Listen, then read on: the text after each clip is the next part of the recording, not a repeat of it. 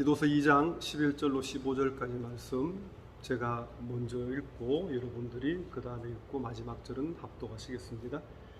모든 사람에게 구원을 주시는 하나님의 은혜가 나타나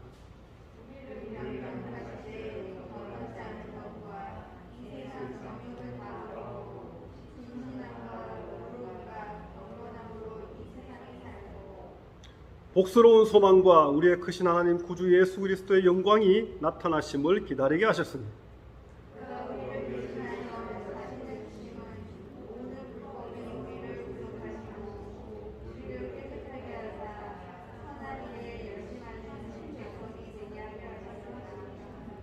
같이 봅니다. 너는 이것을 말하고 권면하며 모든 권위로 책망하여 누구에게든지 업신여김을 받지 말라. 아멘. 지난주에 말씀이 기억나십니까? 우리가 믿음의 성도로서 삶의 예배를 드리자. 곧 영적 예배를 드리는 삶을 살아야 된다. 제가 그 말씀을 드렸었죠. 하나님이 기뻐하는 예배는 이렇게 주일 예배처럼 공적 예배만 잘 드리면 되느냐? 아니라 그랬습니다. 교회 바깥에서의 내 삶이 하나님께 드려지는 그러한 예배가 될 때 그 예배가 바로 하나님이 기뻐하시는 진짜배기 예배라, 그런 말씀을 드렸죠. 여러분, 그런데 우리가 하나님이 기뻐하시는 예배, 곧 삶의 예배를 드린다. 이것은요, 다시 말하면 내가 살아가는 매일매일의 삶이 경건의 모양만 있는 것이 아니라, 우리가 성도라는 이름만 있는 것이 아니라, 그리스도인이라는 이 타이틀만 가지고 있는 것이 아니라 진짜 우리의 삶의 그 순간순간에 경건의 능력까지 함께 나타나는 그런 삶이 되어야 한다. 제가 그 말씀을 드렸습니다. 그러기 위해서 가장 필요한 것이 바로 오늘 사도 바울이 말하고 있는 하나님의 은혜라는 사실입니다. 내 의지와 내 어떤 이 결심과 내 어떤 행함으로 삶의 예배를 드릴 수 있느냐? 어느 정도까지는 가능하죠. 하지만 결국에는 하나님의 은혜 없이는 한계가 있다는 것이죠. 여러분, 우리는요, 단 한순간도 하나님의 은혜 없이는 살아갈 수 없는 사람들입니다. 만약 어떤 성도가 하나님의 은혜 없이 살 수 있다, 그러면 이 성경적인 그러한 신앙과는 결코 아니라고 생각합니다. 우리가 구원받는 것도요, 하나님의 은혜 때문에 구원받지 않습니까? 내가 내 의지로 예수 그리스도를 구주로 고백했기 때문에 구원받았다. 물론 그것도 전혀 틀린 말은 아닙니다. 하지만 과연 내가 입술로 고백할 수 있는 이 의지를 하나님이 주셨다는 사실이죠. 그래서 여러분, 세상 그 어떤 것보다 가장 우리에게 필요한 것이요, 아무 대가 없이 부어주시는 하나님의 은혜라는 사실입니다. 여러분, 은혜라는 것은요, 이 특징이 있지 않습니까? 대가를 바라고 하는 것은 은혜다, 그렇게 말을 붙일 수 없지 않습니까? 이건 딜이죠, 딜. 내가 많이 주고 조금 받든 조금 주고 많이 받든 어쨌든 그거는 은혜라고 할 수 없습니다. 은혜라고 하는 것은요, 내가 줬으면 끝나버리는 거죠. 여러분, 뇌물과 선물의 차이점 똑같습니다. 뇌물은 어떤 대가를 바라고 하는 그러한 이 것이지만요, 선물은요, 대가 없이 그저 베푸는 것이 선물이지 않습니까?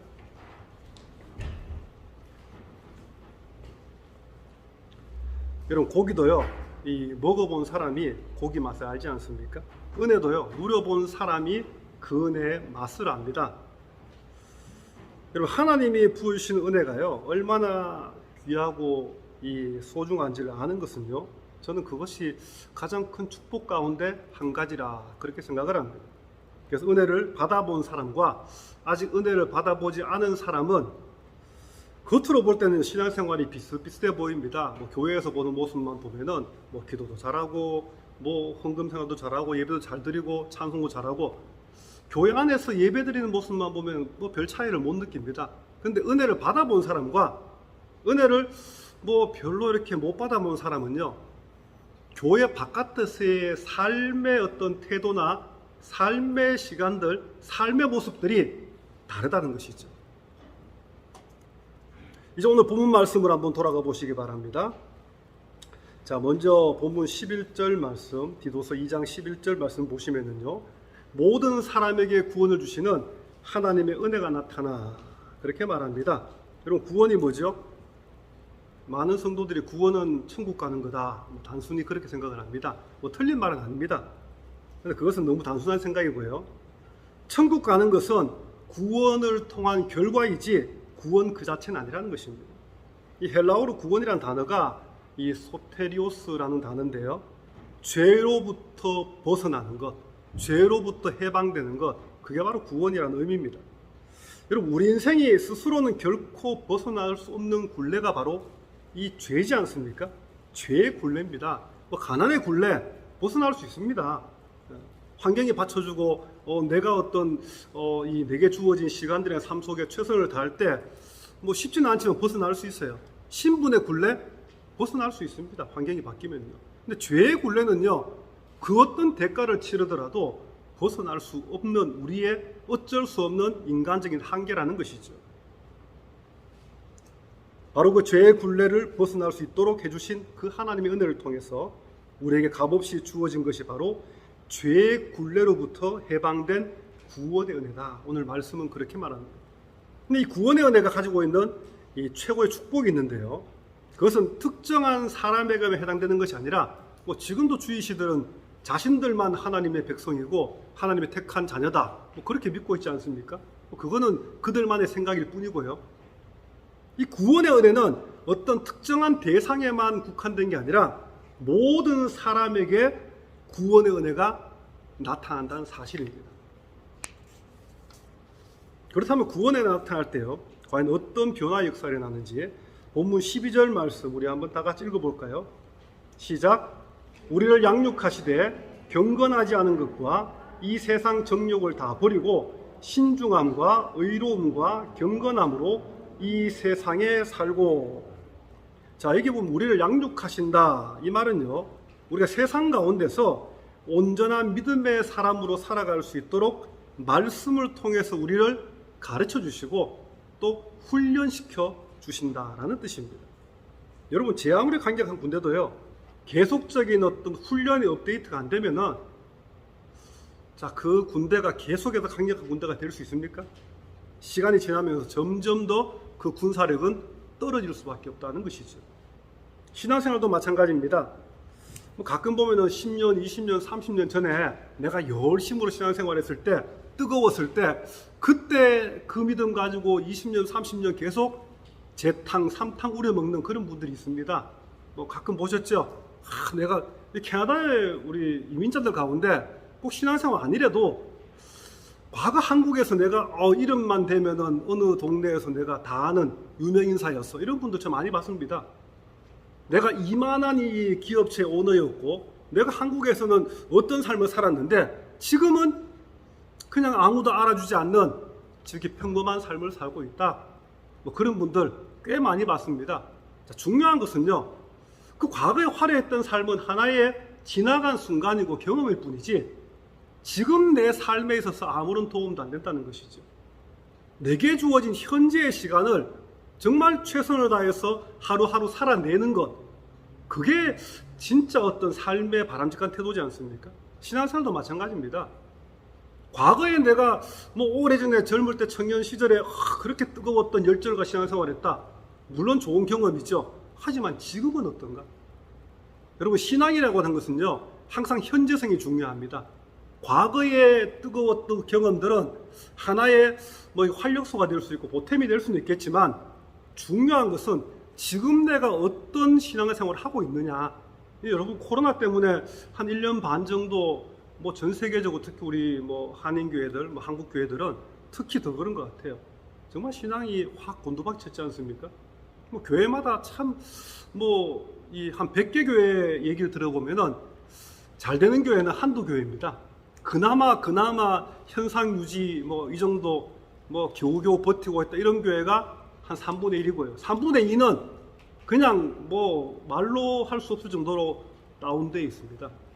그래서 코로나가 이제 다 끝나가는데 과연 앞으로 하나님이 어떻게 또 다시 업시킬지, 그것은 하나님의 계획 속에 들어있을 줄 믿습니다. 여러분, 거품이 많이 껴있지 않습니까? 교회도요. 우리 신앙생활도 많이 거품이 껴 있습니다. 저는 이 코로나가 한편으로 보면은 거품을 좀 걷어내는 것, 그런 과정이 아닌가, 라는 생각이 듭니다. 좀 이렇게 수적으로는 좀 이렇게 적어질지 모르지만 그걸 통해 하나님이 더 질적으로 더 회복시키고자 하시는 하나님의 특별한 어떤 섭리가 아닌가 그런 생각도 해봅니다. 여러분 다이어트 많이 하시죠? 저도 다이어트를 한 6개월 하다가 한 8kg 뺐었거든요. 뺐었는데 작년 6월달에 사고 났지 않습니까? 그 교통사고 난 뒤로는 다이어트를 못했습니다. 그래서 한 2kg 좀 쪘었고요. 제 아내는 16kg가 쪘었거든요. 사고 때문에. 지금은 또한 아내는 한 8kg 뺐고요. 저는 그 2kg 다시 찐 거 그대로입니다. 그래서 이제 몸이 좀 회복됐기 때문에 저도 이제 다이어트를 좀 하려고 합니다. 그래서 여러분들이 꼭 기도까지 할 필요는 없고요. 응원해 주시기 바랍니다. 아무래도 좀 슬림하면 좀 낫지 않겠습니까? 비주얼도 그렇고. 그래서 올해까지 제가 지금 몸무게에서 한 6kg 내지 8kg만 더 빼면은 그러면은 제가 결혼할 때 몸무게로 돌아갑니다. 그래서 여러분들이 응원해 주시기 바랍니다. 아무튼 다이어트 우리가 가끔 하는데요. 자주 하는 분도 있고요. 다이어트 한다고 하면서 운동을 전혀 안 한다. 제 케이스가 좀 그런 케이스입니다. 운동을 별로 안 좋아해서. 자, 그럼 다이어트 효과가 있을까 없을까요? 없지 않습니까? 저는 그나마 운동은 하지 않지만 어떤 음식 조절이나 어떤 식이요법을 통해서 하거든요. 왜냐하면 저는 체질상 이렇게 막 움직이고 이런 체질이 아니라서 조금 이렇게 운동은 저한테 좀 약간 어색한 것 같아요. 근데 어떤 분이 다이어트 한다고 말은 해놓고는 운동도 하지 않고 음식 조절도 하지 않고 식이요법도 하지 않고 똑같이 먹는다고 해보십시오. 다이어트 됩니까? 안 되지 않습니까?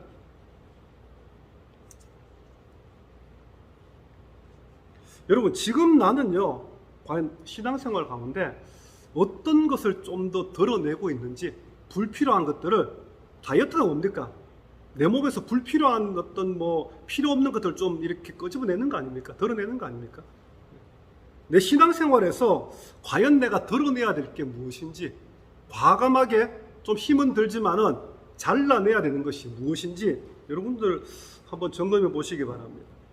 아직도 여전히 세상에 경건치 않은 것을 붙잡고 있다면은 또 세상 정욕을 버리지 못하고 있다면 여러분 신앙의 성숙은요 아직 한참 먼 나라이길 뿐입니다. 여러분 한국의 20대 30대 요즘 뭐 때문에 완전 올인해인지 아십니까?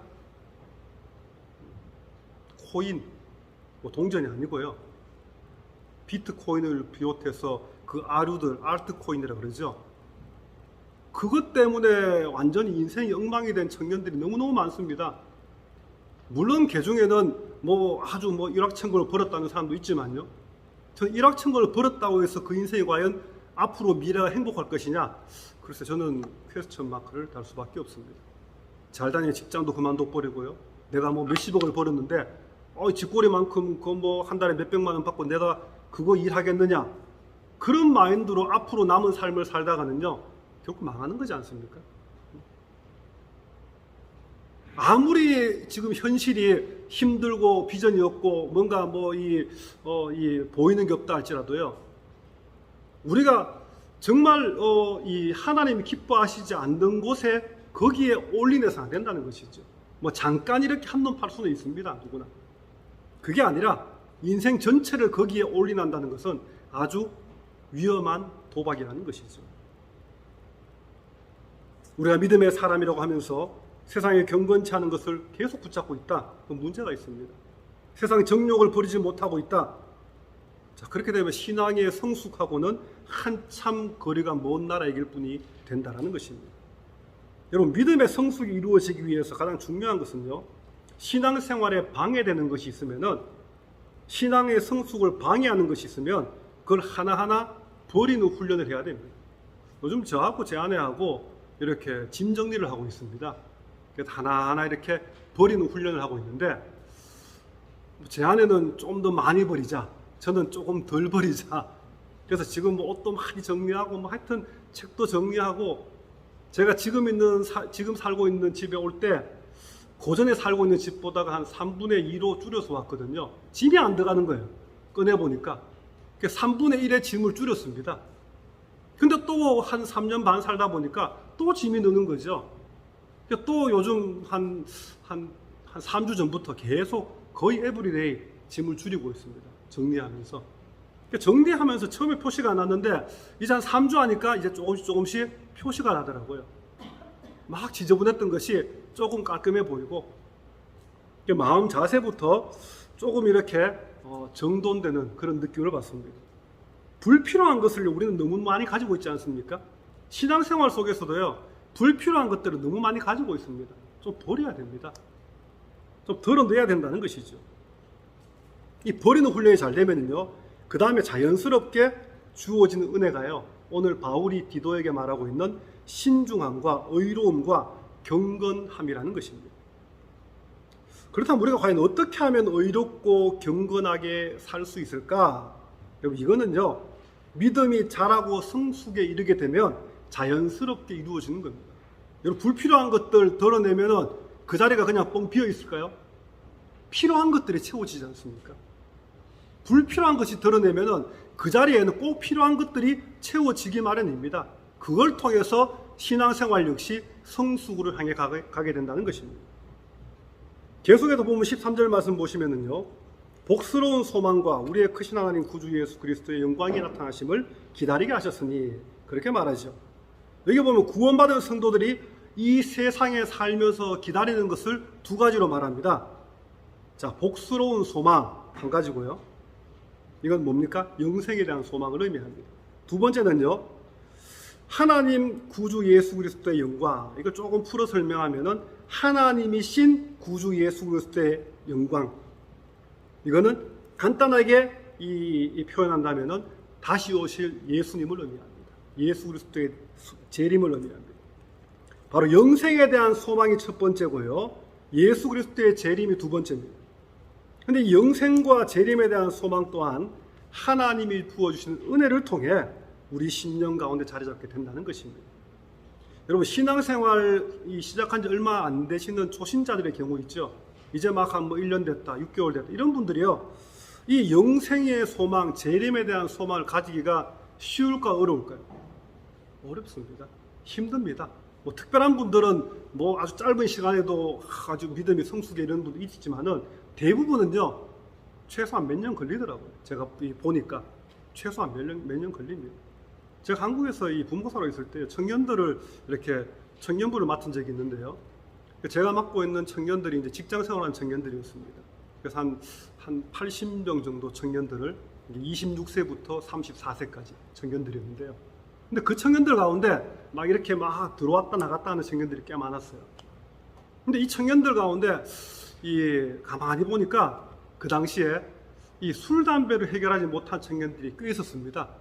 근데 많은 경우에 신앙이 들어가고 믿음이 들어가면서 기도 제목을 냅니다. 올해는 내가 담배 끊게 해달라고, 올해는 내가 술을 좀 줄이게 해달라고. 청년들이 그런 기도 제목을 막 내요. 혼자 어려우니까 같이 기도해 달라는 거죠. 도와달라는 거죠. 근데 그게 1년 만에 이루어지는 경우도 있지만은 많은 경우에는요, 2년, 3년, 4년 걸리더라고요. 그거 하나 끊는데도 몇 년씩 걸립니다.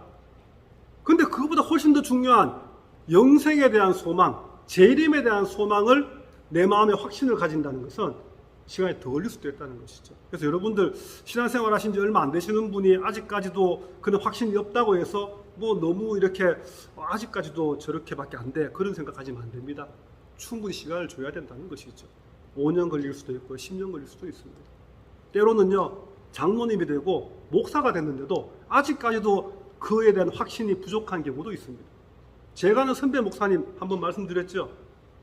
이분이 지금 목회 정말 잘하고 계신 분인데 이분이 담임 목사로 부임을 했습니다. 한 150명, 200명 사이에 교회 30대 중반의 담임으로 부임을 했는데 그때까지도 담임 목사인데 술, 담배를 못 끊었어요. 아무도 몰라요. 저는 알고 있었거든요. 가까이 있는 선후배 몇 사람만 알고, 그리고 물론 가족들은 알았겠죠. 담임 목사인데도 늘 성전 앞에 설 때마다 노심초사하는 거죠. 혹시 들킬까 싶어서. 그런데 이분이 기도원 가서 기도하다가 하나님께 은혜를 받았습니다. 그래서 하나님이 그 즉시로 다 끊게 만들고, 그러다 보니까 그동안 이렇게 해결되지 못한 것들이 해결되고 나니까 정말 하나님 크게 들어 사용하시더라고요. 한 20여 년 전 얘기인데요. 그래서 그분 지금도 아주 뭐 이렇게 교회도 뭐 몇 배나 부흥되고요. 그렇게 크게 쓰임 받고 있습니다. 지나간 시간들이 오히려 약이 되었다는 것이죠. 여러분, 구원이라고 하는 것은요, 아주 짧은 시간에 주어지는 것입니다. 하지만 믿음의 성숙은요, 오랜 시간이 필요합니다. 우리가 장을 담그면 어떻습니까? 묵은 장이 더 맛있지 않습니까? 5년, 10년 된 장들은 아주 맛이 깊이지 않습니까? 신앙생활도 그러하다는 것이죠. 수많은 고난과 시련을 통해서 또 훈련되고 연단되어질 때 진정한 성숙된 믿음에 이르게 된다는 것입니다. 만약 어떤 성도에게요, 영생에 대한 소망이 있고 예수님의 재림에 대한 소망이 확고하다면요, 그 성도의 신앙은 이미 성숙에 이르러 가고 있다고 저는 믿습니다.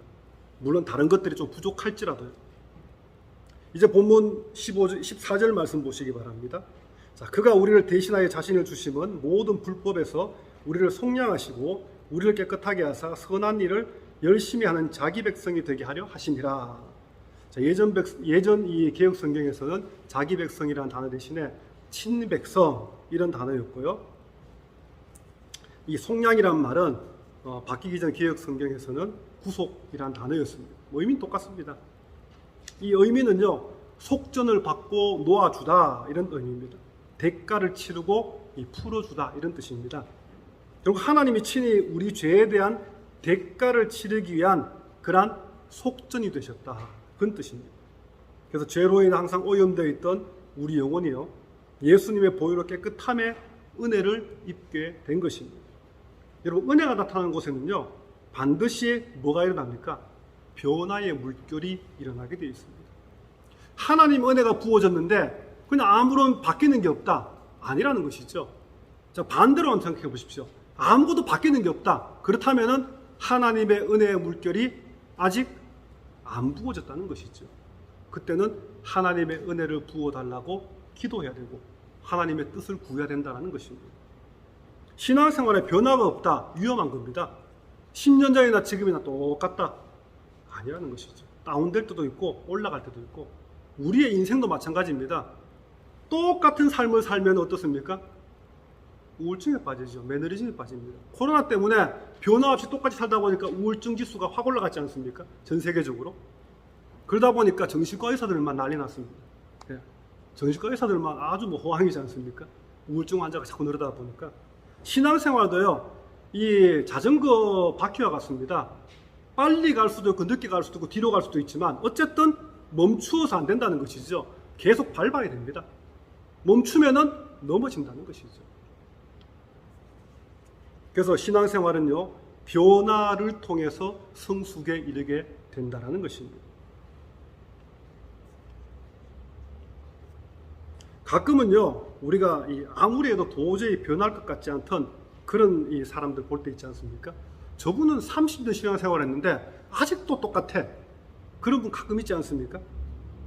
근데 하나님의 은혜가 한순간 임하면은요, 그런 변화 안 되던 그런 사람이요, 완전히 180도 다른 사람으로 변화되는 경우도 저는 종종 봤습니다.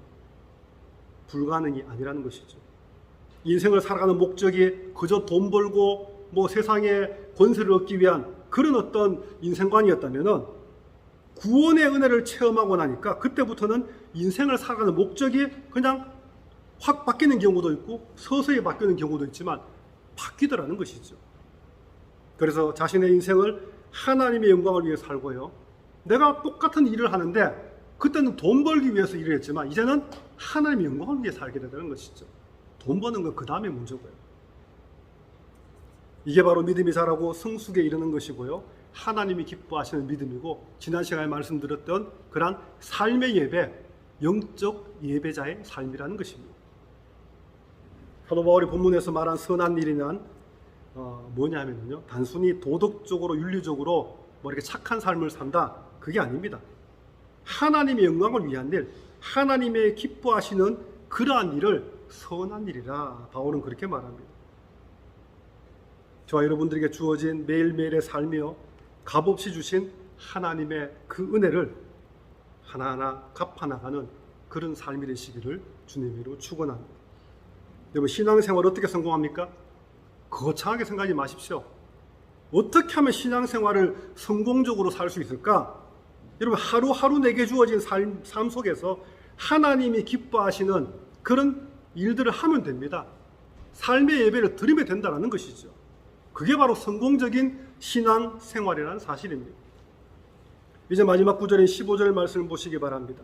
자, 너는 이것을 말하고 권면하여 모든 권위로 책망하여 누구에게든지 업신여김을 받지 말라. 이 말씀은 특별히 바울이 젊은 목회자였던 디도에게 하는 권면의 말입니다. 다시 말하면 선배 목사가 후배 목사에게 하는 그런 조언이라는 것이죠. 만약 어떤 성도가 교회에서 잘못된 길을 가고 있어요. 하나님의 진리를 부정하고 있어요. 하나님의 말씀의 은혜가 부어지는 것을 방해하고 있어요. 그렇지 않습니까? 그런 경우에 목회자가 어떻게 될 것이냐? 비록 나이가 너무 어려서 인생 연륜이 좀 부족하더라도요. 제가 이제 목회한 지가 30년 됐는데요. 되게 어릴 때부터 했습니다. 그렇다 보니까 나이가 어린 것 때문에 핸디캡이 많았어요. 앞에 설교를 하는데 다 저희 부모님 뻘이고요. 연세 드신 분들은 저희 할머니 할아버지 뻘이고, 이런 분들 앞에서 새파랗게 젊은 전도사가 설교하는데 이게 먹혀들겠습니까? 전 참 감사했던 게, 그 분들이 참 저는 믿음이 좋으신 분이라고 생각합니다. 그 20대 초반에 뭘 알겠어요? 인생의 경험이 있습니까? 뭐가 있겠습니까? 그저 성경이 좀 이렇게 봐가지고 정리해서 설교하지 않습니까?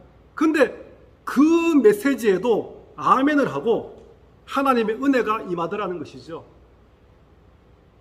제가 능력이 있었겠습니까? 아니라고 생각합니다.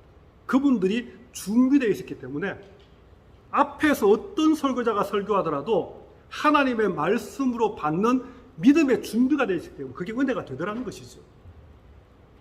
저도 가끔 보면은요, 이렇게 유튜브를 통해서 설교를 이렇게 많이 듣습니다. 근데 저보다 훨씬 훌륭하신 선배 목사님이 설교하는데 어떨 때는 전혀 은혜가 안 될 때 있습니다. 근데 저보다가 한 20년 후배 그런 젊은 목사가 설교하는데 너무너무 은혜가 되고 막 눈물이 핑 돌 때도 있어요. 바울은 디도에게 말합니다. 어떤 성도가 잘못된 길을 가거나 복음을 방해하거나 하나님의 진리를 부정할 때 네가 나이 어린 것 때문에, 인생 연륜이 짧은 것 때문에, 그것 때문에 주눅들지 말라는 거죠. 비록 학문이 부족하고 세상 지혜가 성도들보다 부족할지라도 주눅들지 말라는 겁니다. 목사라고 해서 다 말을 잘합니까? 아닙니다. 언변이 부족한 목사도 있어요. 말을 좀 이렇게 두서없이 하는 목사도 있습니다. 오히려 듣는 성도들이 훨씬 더 언변이 탁월하신 분, 조리 있게 말하시는 분 많지 않습니까? 교수라든지 아나운서라든지 그런 분들은 얼마나 말 잘합니까? 비록 목사가 언변이 좀 부족하다 할지라도요, 그런 인간적인 것 때문에 구애받지 말고 오직 하나님이 부여하신 목회자의 영적 권위를 가지고 바른 진리를 외치라는 거죠. 바른 진리의 길로 인도하라는 것입니다. 물론 복음을 부정하고 이 성령을 회방하고 잘못된 길로 가고 있는 성도, 그것을 안 받아들일지언정 목사는 목사에게 주어진 사명을, 영적 권위를 가지고 선포하라는 것이 바울이 바로 젊은 목회자 디도에게 하는 말입니다. 왜 그렇습니까? 교회 영적 리더인 목회자의 가장 기본적인 사명이 여기 있지 않습니까? 성경에서 말한 바른 진리를 가르치고 성도들을 바른 진리의 길로 인도하는 것이 목회자의 가장 기본적인 사명이기 때문에 그거 외치지 않는 목회자는 저는 사꾼이라고 생각합니다. 아무리 큰 교회에서 목회하면 뭐 합니까? 하나님을 바라보지 않고 사람을 바라볼 때 이미 그 사명은 끝난 것이라고 생각합니다. 20여 년 전에요, 실제로 서울의 한 교회에 있었던 일입니다. 실화예요. 매일 새벽기도 시간에 한 새벽 4시부터 이렇게 한국은 지금은 좀 다릅니다만 한 20년쯤만 해도요, 월화수목금토일 365일 새벽기도 있었습니다. 교회마다. 근데 새벽기도 이렇게 차 운행을 하는데요, 15인승 그 당시 스타렉스였다고 합니다. 운행을 하는데 새벽 한 4시부터 5시에 예배니까 이렇게 차량을 돕니다. 매일같이. 그리고 새벽기도 다 마치면 또 성도들을 또 다 태워서 드랍시켜주고, 그러면 한 7시까지 되고요. 6시 반, 7시 되고, 그리고 수요 예배 전에 다 돌고, 금요 기도에 또 밤 10시부터 돌아가지고 새벽 2시까지 돕니다. 그리고 주일 예배 1부, 2부 다 돌죠. 그래서 차량 기사를 구하려고 이제 공고를 했습니다. 그런데 월급을 얼마로 책정했느냐? 70만 원. 자, 많습니까? 적습니까? 새벽 4시부터 매일같이 나와가지고 일하고, 물론 완전 풀타임은 아니지만, 어떨 때는 주일에는 금요일에는 새벽 2시까지 일해야 되고, 자, 70만 원 내니까 아무도 어플라이 안 하는 거죠. 단 한 명도 어플라이 안 하는 겁니다. 몇 달을 해도. 그래서 당회가 모였습니다. 어떻게 하면 좋을까? 부교육자를 한 사람 하이하자. 그래서 그거 좋겠구나. 자, 그래서 10만 원 더 보태가지고 80만 원으로 부교육자를 풀타임으로 하여했습니다. 자, 지금은 뭐 좀 다릅니다만 옛날에는요, 어떤 교회 어플라이 할 때 이렇게 한 달 이 사례비가 얼마입니다. 그런 거 기록하지 않았습니다. 교회 가보면은 월급 받아보면 이게 사례비구나. 그런 교회 많았거든요. 얼마인지도 모르고 그냥 가는 거죠. 근데 젊은 목회자가 한 사람 그 교회에 부임을 했습니다. 열정을 가지고 80만 원을 첫 달 이제 주더래요. 자, 이게 과연 합당한 것이라고 생각하십니까? 70만 원으로 운전기사를 구하는데 아무도 어플라이 안 할 정도 노동 강도가 세고 일하는 시간에 비해서 월급 적다고 안 오는데 10만 원 보태가지고 풀타임으로 부교육자를 하이해가지고 그 모든 운전을 다 시키고, 그리고 플러스 목회적인 일까지 다 시키는 거죠. 담임 목사님의 모든 심부름까지, 개인사까지 다 보게 하고. 꽃 먹고 알 먹고 겁니까? 저는 교회는 그렇게 하면 안 된다고 생각합니다. 세상 이렇게 회사에서도 그런 어떤 꼼수는 쓰지 않지 않습니까? 사명 감당이라는 그런 명분을 가지고 교회 바깥의 악덕업주들도 안 하는 그런 노동력을 착취하는 일들을 버젓이 교회가 하고 있다는 거죠. 물론 그 교회가 이렇게 제가 아는 교회거든요. 그 교회가 정말 재정이 없어가 너무 작은 교회다. 아닙니다. 재정이 차고 넘치는 교회였어요. 그럼에도 불구하고 그런 어떤 전혀 성경적이지 않은 그런 일들을 하고 있다는 것이죠. 여러분 가끔 요즘은 좀 덜 나옵니다만은 열정페이 들어보셨죠? 한국에서 많이 이렇게 유행한 말인데요. 어떤 회사에, 잘 나가는 회사에서 인턴으로 청년들을 이렇게 하이합니다. 가보니까 월급이 50만 원, 100만 원.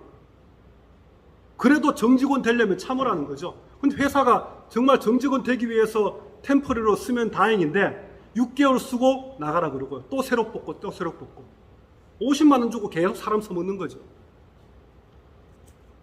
그런 회사는 존재하면 안 되는 회사라고 생각합니다. 근데 하물며 교회도 그런 교회들이 있다는 것이죠. 그런데 그 교회뿐만 아니라 많은 교회들이 그러했다는 것이죠. 물론 오늘날은 많이 없어졌으리라고 믿습니다만은, 하나님이 기뻐하시는 건강한 교회는, 저는 이런 교회는 카테고리에 안 들어있다고 생각합니다. 이런 교회는요, 심한 영적 중병에 걸린 이제 곧 죽을 교회라고 생각합니다. 여러분, 교회는요, 크든 작든 영적인 건강을 유지하려고 끊임없이 노력해야만 됩니다. 그게 교회지 않습니까? 내가 지금 좀 부족할지라도, 성도도 마찬가지입니다. 내가 좀 연약할지라도 어떻게든 하나님의 뜻대로 살려고 부단히 노력하는, 삶의 경주를 하는 그런 신앙을 하면 기뻐하시지. 여러분, 교회가 영적 권위를 가지기 위해서는요, 가장 필요한 것이 있습니다. 그것은 바로 거룩함을 잃어버리지 않는 겁니다. 잃어버렸으면 거룩함을 회복해야 되는 겁니다. 어떤 가시밭길을 갈지라도요, 진리 위에 세워져야 그게 교회라는 것이죠. 목사도 마찬가지입니다. 만약 목사가 영적 권위를 발휘하기 위해서는요, 아무리 힘들고 어려워도 말씀의 진리를 놓아서는 결코 안 되는 거죠. 왜 그렇습니까? 하나님의 진리는요, 어떤 세상의 어떤 논리나 세상의 어떤 죄악된 사상들하고는 결코 타협할 수 없는 것이기 때문입니다. 여러분, 우리가 은혜를 잃어버리면은 세상과 점점 타협하려는 길로 갑니다. 은혜가 없어지면은요, 사라지면. 하나님의 진리를 점점 가볍게 여깁니다. 대수롭지 않게 여겨요. 그래서 하나님의 기뻐하는 길이 아닌 세상이 기뻐하는 길로 점점 자주 가게 되라는 것이죠. 또 교회가 또 목회자가 영적 권위를 잃어버리게 되면 자, 어디에 빠집니까? 세속주의라고 하는, 자유주의라고 하는 헤어나올 수 없는 늪에 빠져서 허우적거릴 수밖에 없습니다. 오늘 말씀을 정리합니다. 여러분, 은혜가 임할 때 구원의 역사가 일어난다는 사실을 믿으시기 바랍니다. 은혜는요, 한 번 받았으면은 뭐 끝나느냐, 더 이상 안 받아도 되느냐, 결코 그렇지 않습니다. 은혜는 계속해서 받아야 됩니다. 그래서 우리는 계속해서 은혜를 부어달라고 엎드려야만 합니다. 여러분, 전기차 뭐로 움직입니까? 배터리로 움직이지 않습니까? 배터리 충전이 떨어지면은 충전해야지만 움직입니다. 우리 신앙생활도요, 가만히 둔다고 해서 신앙생활 굴러가느냐? 계속해서 말씀과 진리로 하나님의 은혜로 충전을 해야지 신앙생활이 성숙에 이르게 되더라는 것입니다. 은혜가 임할 때 그동안 너무나도 많이 잃어버렸던 거룩을 우리는 회복해야만 합니다. 목회자 역시 은혜가 임할 때 하나님이 부어주신 그런 영적 권위를 회복해야만 합니다. 그래야지만 이 코로나 때 무너진 교회들이 다시 회복될 수 있습니다. 은혜가 임할 때 우리 가운데 하나님의 영광이 드러나지 않습니까? 세상의 것들이 오직 하나님만을 찬양하는 그런 역사가 일어나기를 주님의 이름으로 축원합니다.